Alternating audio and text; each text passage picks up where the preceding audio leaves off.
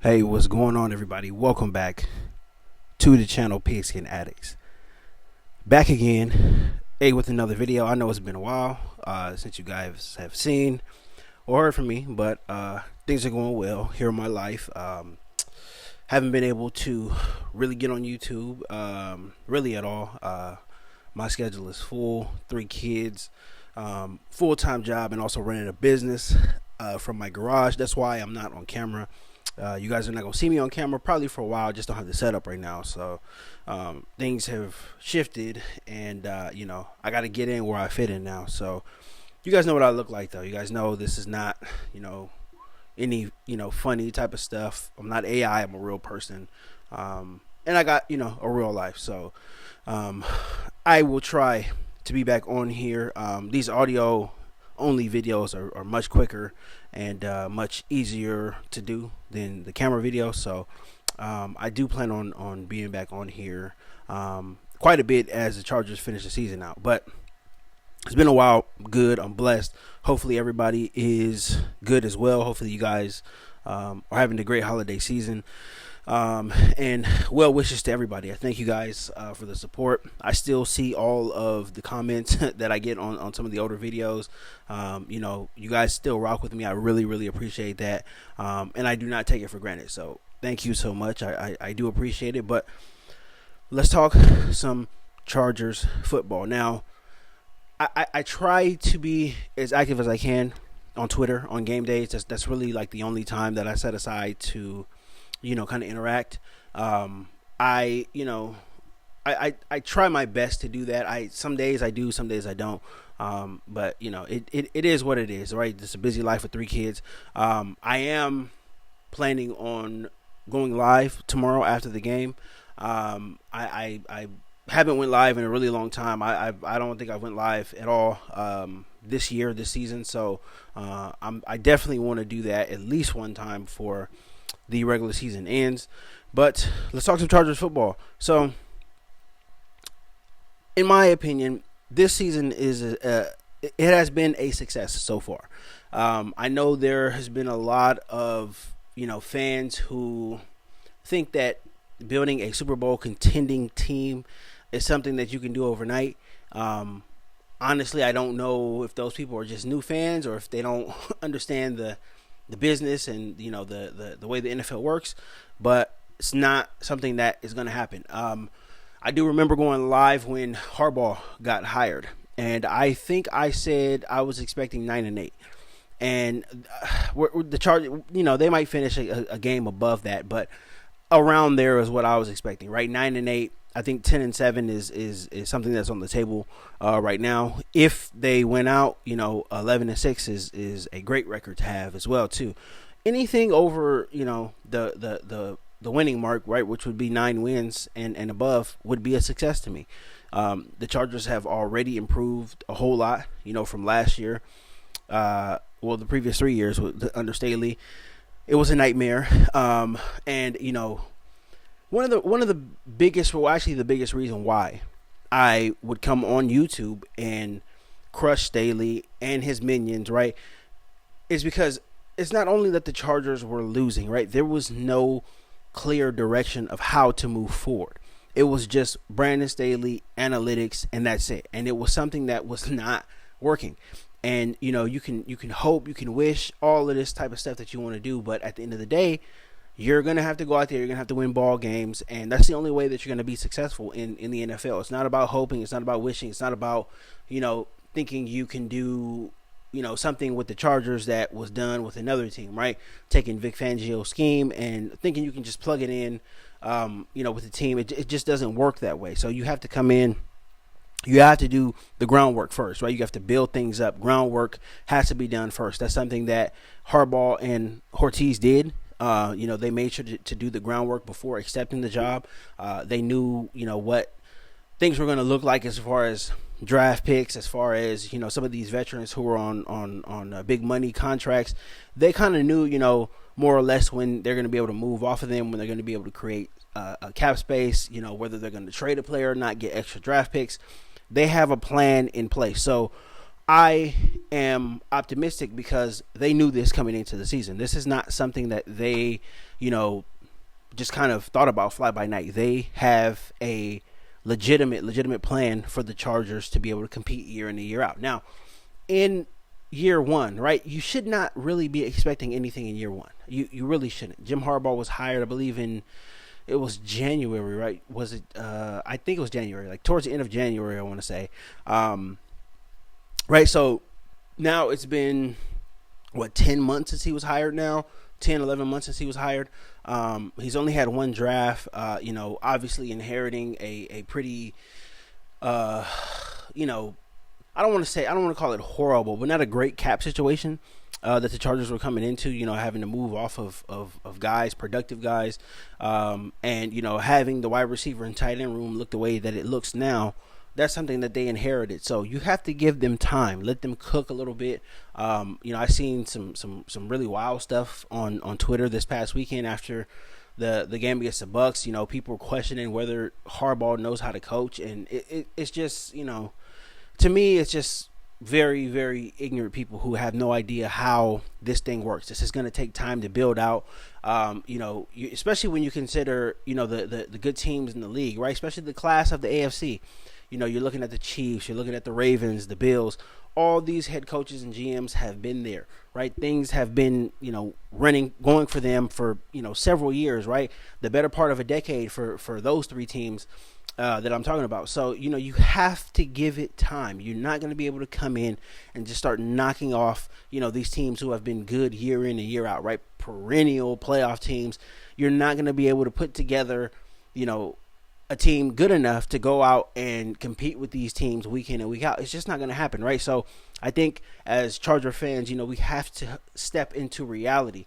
This has been a good season, right? 8-6 right now is a damn good place to be, considering everything that has happened, right? All of the talent that the Chargers had to let go, the mess that was last year. What was it, 63-21, right, against the Raiders to practically in Brandon Staley's coaching career. There was a mess last year, an absolute mess. And, you fast forward a year later, the Chargers now, they're a win away from being in the playoffs. What more could you really ask for? Yes, they've had some bad performances. Yes, we've seen some bad stuff on both sides of the ball. But at the end of the day, they've done enough to pretty much punch a ticket to the playoffs. What else could you ask for? Really, what else could you ask for, right? You just want a chance to get in the playoffs. Anything can happen. I'm not betting money on them in the playoffs. I'm not betting on them to get to a Super Bowl or anything. But, hey, I wouldn't be surprised if, they won a playoff game, especially if it's against a Houston or somebody like that. Would not be surprised at all. The Chargers, they have enough talent, at least defensively, to go on the road and win a game. And, Cameron Dicker is one of the best kickers in the league. So they have enough to go out and win one playoff game, I think. But I'm not betting money. I'm not going to put them in the Super Bowl or anything like that. But the Chargers have enough talent. It just depends on what happens, seeding and things like that. But they're one win away. You guys see it on the screen right here. One win away. 8-6. Right. This is going to be a very interesting game here coming tomorrow night. So I'm excited for it. And I think the Chargers, if they win, they're in the playoffs. And anything can happen in the playoffs. So. Again, I'm not going to bet money on them, but I can hold out hope that they, at least make a little bit of noise in the playoffs. So I'm excited. I think this season has been a success so far. Now, this is not by any stretch a complete team. This is not a complete team at all. We know this, and we knew this coming into the season. So I think a lot of people are really being performative in their criticisms, and a lot of people are doing a lot. And I think some of the reactions are just attention based, right? They want attention, whatever. But we knew coming into the season that Ladd McConkey was going to be wide receiver number one. We knew it. We knew that he was going to be wide receiver number one. We knew coming into the season that either Will Dissly or Hurst was going to be the number one tight end, right? All these guys are not proven commodities in the NFL. All these guys are not, great, volume pass catchers. I think McConkey's had a very, very good, productive rookie season. But if he is your number one wide receiver on your team, then you're not a Super Bowl contender. Let's just put it that way. You can't win Super Bowls with a guy like him as number one. I like him. He's a very, very good talent, but he cannot be a number one. And I even have questions about him being a number two. I think he's a number three, a dependable slot guy on a Super Bowl team. But, it is what it is. He is our best wide receiver right now. He's the most consistent. He gets open the most. And, you definitely need to give him a lot of credit. He's had a fantastic season. But when you just look at certain positions and you look at who is the number one, this is not what a Super Bowl team looks like. And we've seen it in the past. Go back to recent history and look at teams' number ones. They don't have number ones that look like Ladd McConkey, right? You need guys who can not just get down the field but can make contested catches, get open, and just be physical. And Ladd McConkey's not that guy. At least he's not that guy yet. He's still a rookie, but this is just not a Super Bowl contending roster. So people don't need to, all this outrage is just ridiculous. It's crazy. This team really lacks depth at a lot of really crucial positions, particularly offensive line. I think that's number one. Outside of Joe Alt and Rashawn Slater, the offensive line is not great. The interior of the offensive line is not great. I think it's below average. And to be honest, I'm happy and I am elated that we have 8 wins with the interior of the offensive line looking the way that it is. Zion Johnson, I'm out on him now. I don't think that the Chargers should, think about re-signing him. I don't think that they should pick up his 5th-year option. I think they should just, go ahead and let him test free agency and start all over again. Maybe sign somebody in free agency or, draft another guard. But I'm out on him. He's just been way too inconsistent for me.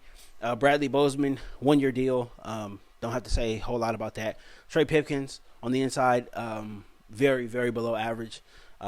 Really don't want to see him back either. So there's a lot to be improved on the offensive line, not just starting, but depth pieces as well too.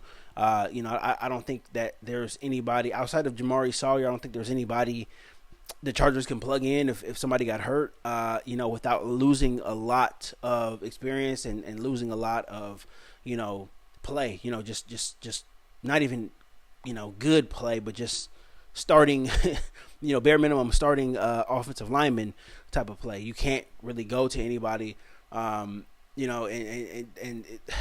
things can get ugly if there's injuries on the offensive line. If there's more than one injury on the offensive line, then the season is pretty much cooked. But as we stand now, this is just it's not an impressive offensive line from my point of view.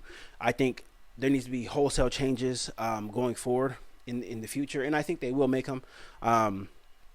We expected this run game to be much improved, and, it has been at times, but ultimately I don't think that this is the offensive line to do it, especially with the interior. I like our tackles, but the interior, I think we need bigger guys. I think we need more physical guys at the point of attack, and I think that's why the run game has kind of tailed off here towards, the middle and, now the ending of the season. So I want to see a lot of wholesale offensive line changes. Some of the big money players as well, too, your Joey Bosa's, your Khalil Mack's, decisions are going to have to be made on these guys. I think, both of them are really good players. I think they were selfless, taking pay cuts. But I think going forward, a decision is definitely going to have to be made on Joey Bosa. I think Khalil Mack, I think this is going to be his last season. I believe he's a free agent after this season.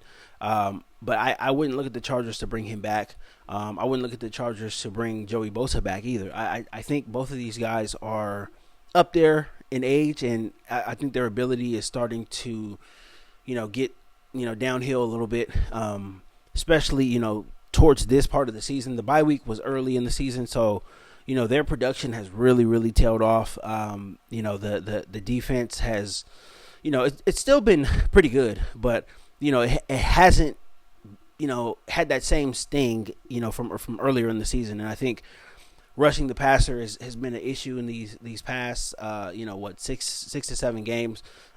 There's been some good games, some decent performances, but I don't think it's been as consistent as we need it to be in order to call ourselves the best defense in the league. And I think, those guys, them dealing with injuries or whatever it is that they're dealing with now, it's very evident that we are not where we should be. defensively, especially, getting after the quarterback. So I think decisions have to be made on those guys. Another guy, and I've said it last year, and I'm going to say it again this year, Derwin James. I think you're going to have to look at him, and I'm not saying to let him go. I know he's big in the locker room. He does a lot, as far as camaraderie and stuff in the locker room, but just his production on the field, right, for what he's getting paid, is the juice worth the squeeze with him? I think that's a fair question to be asked. He's not really doing anything right now that I don't think a lot of other guys in his position couldn't do. He's playing well, but is it best money for a safety in the league? Well, to me, I don't think so. I don't think so. So I think a question has to be asked about him going forward. I don't know, man. Don't get mad at me for saying it, but I'm just posing the question. I think a question needs to be asked about him going forward, especially for the money he's making. If we can turn, some of that money into signing another receiver, or a decent pass catching tight end, somebody who can get this offense going, I think I would trade it. I honestly do. Again, he's a great leader, great locker room leader, but I don't know, man. To me, there's a question to be asked there. Whether or not the Chargers ask it, whatever is fine. But to me, there's a question to be asked. Is the juice worth a squeeze with him? Especially with, his cap number. It's going to be very high next season as well, too. So we'll see what happens there. But I think, the Chargers have to consider, maybe, asking some of these players to take pay cuts, if just not outright, letting them go to free up some cap space, because what's going on offense right now is not justifiable for, the defense to be, guys to be getting paid top of the line money over there and not have anything offensively, not have anything for Justin Herbert. It doesn't make sense to me. And I'm sure it doesn't make sense to Joe Ortiz either, but I expect a lot of tough decisions to be made this coming off season. And, I think this is going to be one of the biggest off seasons that we have ever seen as Charger fans. And it's not about going out and signing a whole bunch of big names, but it's about really gathering depth, and them being able to, capitalize in the draft, just like they did last year, being able to, find 2 starting corners in the draft is very big. It really does give the Chargers a lot of cap flexibility. If they're able to do that again with another position group, with wide receivers, offensive linemen, tight ends, doesn't matter who it is, that would provide the Chargers a lot, and I mean a lot of cap flexibility to be able to shore up positions that need to be shored up in free agency. So a lot of questions to be had about some of these big money players. Now, wide receiver, tight end room, I have talked about that, mentioned it. To me, it is the worst in the league. It's the worst tight end and wide receiver room in the league for a franchise quarterback. And, some people are saying, Carolina, some people are saying, New England, but there's quarterback questions in those two places. Justin Herbert is a bona fide superstar in this league, right? We know this. Most people know this. Most people have acknowledged it, except for some delusional Tua fans, but most people have acknowledged that he is a bona fide superstar, and, he should be treated as such.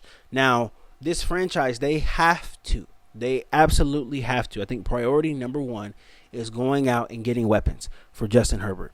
And they have to be weapons that are going to produce, right? I'm looking at T. Higgins. I think he's high on all our lists. That's number 1 for me. If they're not going to pay him, T. Higgins is the guy, right? T. Higgins is the guy. Go out and get him. I think you're going to have to go out. You're going to have to break the bank, but it is what it is. You're going to have to break the bank for a good pass catcher. Now, I don't think he's the only person that the Chargers should target in free agency. They should be signing at least 2 receivers this coming free agency, at least 2, right? If you're going to get T. Higgins and you go down the list and you get somebody who is going to be a little cheaper, I am advocating for Keenan Allen to come back. He obviously is not having a great season in Chicago. Nobody really is. Things are terrible there. that is probably the worst run franchise, I think, in the NFL. It's between them and the Panthers, but Chicago, they have the pedigree. There's no reason for them to be as bad as they are now, but they choose to be that way, as opposed to Carolina is they have really no history of being a great franchise, right? They've been able to do some things here and there, but the Chicago Bears, they're one of the standards, right? They're one of the blue bloods of the NFL, and for them to be as bad as they are is just completely laughable. And to me, I don't think Keenan Allen wants any more of that. I think he's had enough of it. What are they, 4-10? I think he's had enough. They have not had any continuity at all. This is the second offensive coordinator calling plays. I think it's second offensive coordinator for Caleb Williams in his first year. And Keenan Allen is a guy. He has to deal with that, right? He has to deal with his quarterback not knowing who's really going to call plays. They have an interim head coach now. Whoever their head coach is going to be in the future, obviously they're going to bring in another play caller. So it's going to be their third time having a different play caller inside of a year. I don't think Keenan Allen wants to deal with that. So I think he's going to be available. I think if Chicago is not going to re-sign him, which there's a very good chance that they won't, I think he's going to be available. I want him to come home. I really do. I think he can have a very good impact on the wide receiver room. And it's not even, relying on him to put up numbers, but for him to teach these guys how to be professional. I think Ladd McConkey can learn a lot from Keenan Allen. A lot of these guys can learn a lot from Keenan Allen. So I would advocate to bring Keenan Allen home. He would obviously be coming home for a much more manageable price than what he was asking for last year before he got traded. So I think it's there, but two receivers minimum for the Chargers this year. Tight end obviously is a place of concern. I don't know how people feel about drafting a tight end, but there's a very, very damn good tight end at Penn State, Tyler Warren. He is really, really, really good. He's like a George Kittle, a better version of George Kittle, essentially. A better athlete, George Kittle. Very, very tough. They move him around all the way, on offense in Penn State. If you guys are want to watch him, they're going to be in the playoff. I can't remember who they're playing, but they're going to be in the playoff. And watch how they use Tyler Warren. He lines up in the backfield. They line him up in the slot. He can do pretty much everything. They give him, the ball on reverses. They let him throw the ball too. They do a lot with him. This guy is very, very versatile. He has a very versatile and very unique skill set, but he's also big and he's physical. So I think he would fit in with what the Chargers want to do offensively. Especially with the lack of tight end presence. That's the biggest thing I feel like is hurting Herbert. For him to be able to have a tight end, over the past few years, having Donald Parham, having Gerald Everett, and before then having Hunter Henry. The tight end position for the Chargers hasn't been all world, all pro, but it's been consistent since Herbert has been there. And this is the first year that the tight end position has not been consistent. Will Dissly, he's terrible. let's just be honest, he's terrible. Hayden Hurst, he can't even play. I don't know what's up with him. I know he had that concussion issue. It was a very serious issue. I don't know what's going on with him. Maybe it's something medically, but I never really see him on the field. I told you guys last year I didn't like the signing. The dude has not done anything for us. Dissly hasn't done anything for us. We found Stone Smart by complete accident. I think if Stone Smart is tight end number one, maybe we have a few more wins under our belt. I don't know. But I do know that this tight end room has underachieved severely all season, and it has hurt Justin Herbert.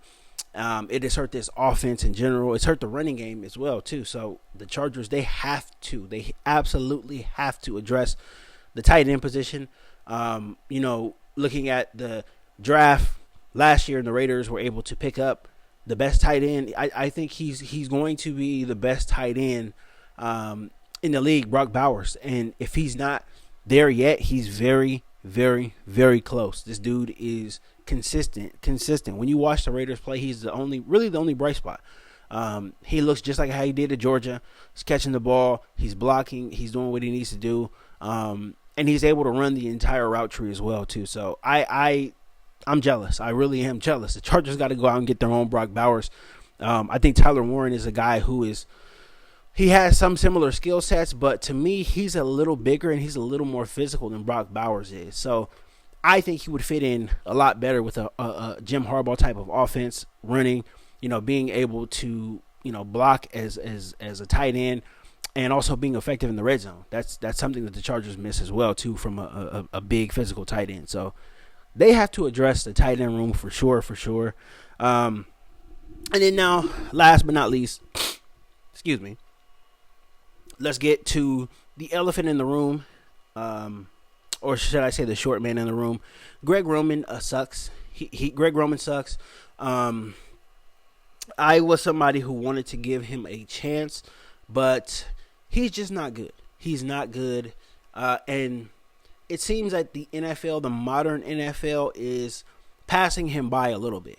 Now, he was able, his last bit of success with the Ravens, when he was able to get Lamar Jackson, that MVP trophy, it was sort of a gimmicky offense, right?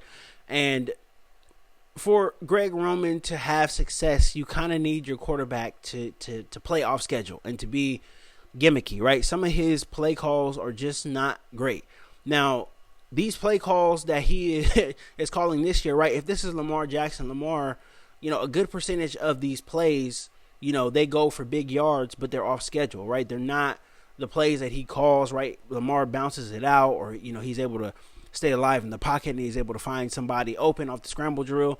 That was a big thing that the Ravens did when he had success there. Justin Herbert is not that type of quarterback. And I don't know if Greg Roman has not figured that out yet, but, it's pretty late in the season for him to not understand that. Greg Roman has, he's had some good games this year, but ultimately it's not consistent enough. And for him to really just ignore the fact that Justin Herbert is banged up, for him to, call plays where Herbert is 5-step, 7-step drops, bad ankle, taking a bunch of hits, it shows that he does not understand his quarterback, right? Excuse me. Excuse me. He doesn't really understand his quarterback. He doesn't really understand what's going on with the quarterback. He doesn't understand what he needs to do for his quarterback to have some success. And it's very obvious. Herbert does not need to take any more hits. He does not need to take any more punishment. And I feel that, he is a guy, he wants to go downfield. He wants to hit some big plays downfield.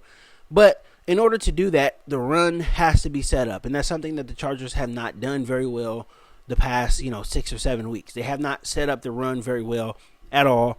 I touched on the offensive line. I think they are not great, especially, on the inside. But, game plan wise, he's got to come up with something. He has to come up with something that is going to have the defense think that, okay, they can hit us downfield, but also be able to work in space a little bit as well, too. Be able to run the ball, not just on first down, but be able to run the ball from different formations, right? Kind of spread the defense out, run the ball here and there, some draws, some counters, maybe some screens to Darius Davis and McConkey, maybe some trickery, some screens to the running back. There's got to be something to loosen the defense up. And that's why the Chargers have not been able to really go downfield this year. That's why they haven't been successful. They have not been able to set that up very well. And that's Greg Roman's fault. He should be developing this offensive line, and they should be able to run the ball better than they have ran the ball. They've had some really good performances early on in the season, but the fact that has not been consistent is a problem. Greg Roman is seen as a guy who can develop a run game, and that just has not been the case. It hasn't been the case here this season. I don't want Justin Herbert to get another offensive coordinator to have to learn more, terminology and kind of get a flow with another offensive coordinator. That to me, I feel would be detrimental. I think he's a very good player, but to keep having, a revolving door of offensive coordinators come in, It's not great in my opinion, but something's got to give here. I think Greg Roman, I think he has a chance to save his job later on, in this season here. If he's able to call, a decent game tomorrow night against the Broncos, we'll see. We'll see what happens if he's able to do enough. But with the combination of his ineptitude, as an offensive coordinator, and the combination of us not having a whole lot to work with from the skill position standpoint, this has led to a disaster. It's honestly shocking that the Chargers have 8 wins right now, and it will be shocking if they get 9 wins and they're having a winning season with a roster like this, with the cupboard being bare, right? There's nothing in there for Justin Herbert to work with. So I'm looking at Greg Roman to really, really, really develop some good game plans going forward, because that's really the only saving grace on offense. There's not a game breaker on offense. There's nobody, to go to, 3rd and 7. There's not a single guy that you look at and say, I'm going to him on 3rd and 7. The defense could easily double McConkey, take McConkey away, and then, after that, who's there, right? QJ, who's been, not great this year. Josh Palmer's been awful this year. There's just not a whole lot to work with for Herbert. So I am looking at Greg Roman to really, really, if you got to dig deep in the playbook to really, pull some trickery out, maybe, get a cheap touchdown off of a reverse, a flea flicker, whatever it is, do it. Now is the time to do it. Now is not the time to hold back. You got to do it now. And if there is something in the playbook that calls for that, I'm hoping that he calls it. I really am, because the Chargers need all the points that they can get. They cannot, depend on, driving down the field, 12, 13 plays. This is just not the offense for that. They don't have the stability at wide receiver outside of Ladd McConkey. Again, if he gets doubled, then, Herbert is pretty much, SOL at that point. So this is going to be a very interesting game. Again, I really want to get on here and live stream tomorrow after the game. I think that I'm going to. It depends on how things work out with my schedule. But man, I'm gonna go ahead and cut this video off here. It's been 30 minutes. I feel like I've been rambling. I'm in my garage right now. I'm taking a break from working on my business stuff to record this video. So I'm going to get back to it. But I think I am going to go live tomorrow on here. Again, it probably won't be with a camera. I'll probably just be doing the audio thing. But yeah, man, this is fun. I'm happy to be back. And, we're going to see what happens with this game tomorrow. So very, very, very, very, very much looking forward to it. And thank you guys for all the support. And again, until next time.